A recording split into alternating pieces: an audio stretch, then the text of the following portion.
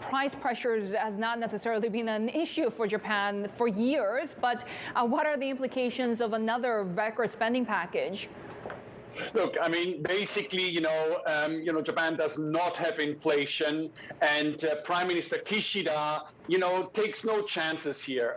You've got a record spending package with actually some very good and new initiatives. Not only is there going to be paychecks to certain parts of the population, so boosting the purchasing power of the people directly, but more importantly, future investment initiatives that should raise the potential growth rate of Japan.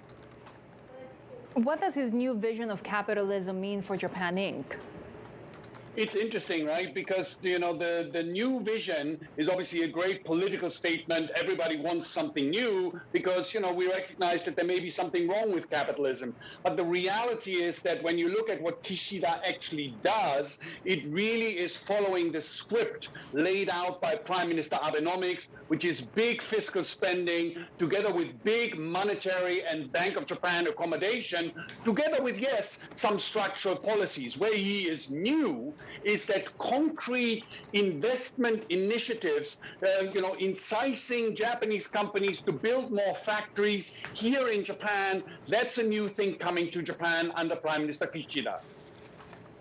So we've been talking a little bit about the hidden inflation costs, particularly when it comes to energy, right? We know that oil prices, kerosene prices have been putting pressure on some of these smaller businesses. Is that a real concern given how suppressed growth has been with the various lockdowns and the impact of the pandemic?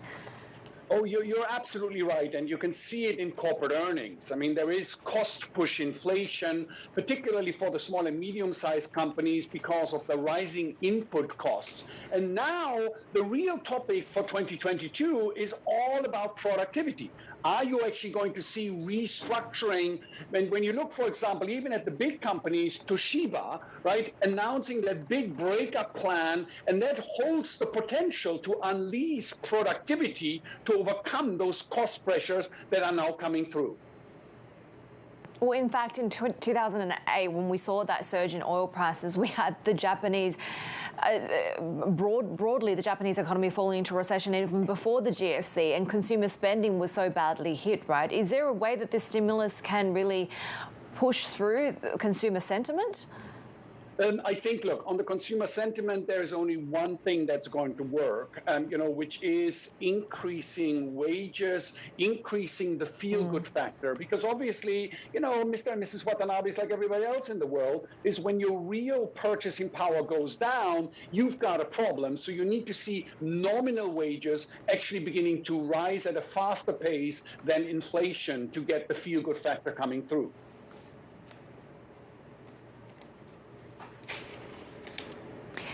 When it comes to potentially a quicker than expected taper from the Fed, how do you expect that plays out for the BOJ? For the Bank of Japan, absolutely no impact. The Bank of Japan and Governor Kuroda have stayed very, very firmly committed to the 2% inflation target. We're a mile, it's 100 miles away, with inflation being at 0.1% here in Japan. And I think, for investors, the big theme of decoupling, yes, the U.S. tapering, stepping on the monetary brake, while Japan will continue to be pedal to the metal on the monetary front, that divergence will give positive impetus for the bulk of the Japanese economy because it does make Japan's products cheaper in the rest of the world. And as a result of that, I expect the exporters to be doing very, very well over the next, 6 to 12 months. So what level of the Japanese yen are we talking about here?